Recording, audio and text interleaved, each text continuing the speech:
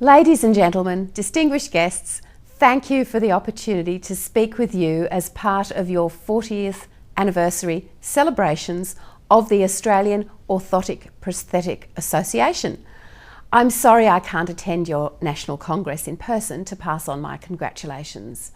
The Australian Orthotic Prosthetic Association has come a long way from its humble beginnings in 1975, following a seminar at the Royal Children's Hospital in Melbourne on the future of splint making. But what holds true, both now and then, is the ongoing commitment of the association's members to provide best practice care and support to Australians who have physical or functional limitations from illness or disabilities, including amputations.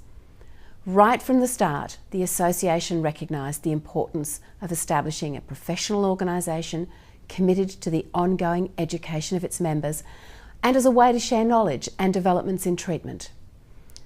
Together you have worked to self-regulate your profession by setting and maintaining standards of excellence for practitioners. By doing so, you are ensuring that Australians receive the best quality of care and, just as importantly, have confidence in those allied health professions. Reduced mobility or functionality through illness or losing a limb can be devastating to both the person concerned and their carers and families, and can have a major impact on quality of life. Your members use their qualifications and specialised training in orthoses and prostheses to assess and treat a variety of conditions, some of which develop as a result of chronic disease. Looking ahead to the future, the profession is evolving towards a more holistic approach, working in a primary care capacity to minimise the impact of chronic diseases. Let's take the example of diabetes. Diabetes has a significant and often preventable impact on the health and well-being of Australians. It's a chronic, complex condition, and people living with the disease often need care from a variety of healthcare providers. It's hard to estimate the total economic and social impact of diabetes. Healthcare directly attributable to diabetes costs approximately $1.7 billion per year. However, with indirect costs, such as reduced productivity and absence from work, this figure may be as high as $14 billion a year. Diabetes is strongly associated with lower limb amputations. In 2012-13, 3,570 lower limb amputations were performed on Australian hospitalised patients who also had a diagnosis of diabetes. Prevention strategies such as regular feet checks as part of an annual cycle of care management can help reduce complications associated with diabetes. Research into orthotic treatment for people with diabetes also shows promise in reducing the instances of lower extremity amputations.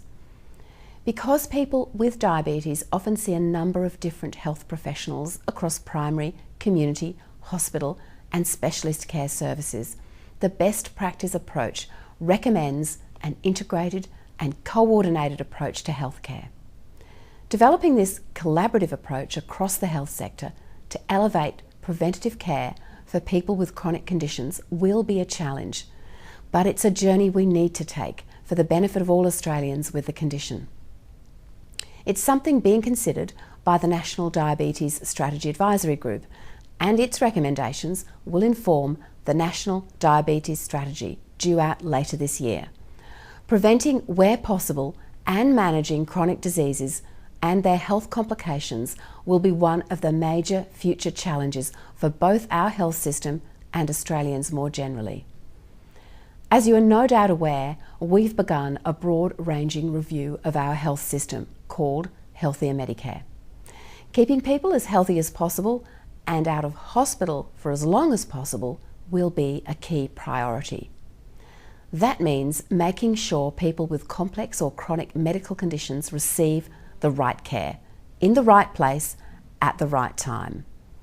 As part of this process, the Primary Healthcare Advisory Group is currently investigating options to provide better care for people with chronic conditions.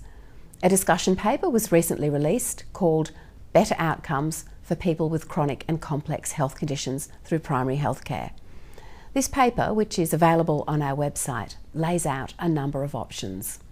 For example, enrolling people with a single provider who would coordinate multidisciplinary care that the patient receives rather than the patient coordinating their own care. Another option is setting chronic disease payments for a defined package of care rather than individual services. The Australian Government is committed to engaging with health professionals and patients to change the way we treat people with chronic or complex conditions. Consultation sessions have been held around the country during August and coming up in early September, and I hope you've taken the opportunity to have your say on what we can do better and help shape the future of Australia's healthcare. Thank you for the opportunity to speak with you, and again, congratulations to the Association for reaching such a significant milestone.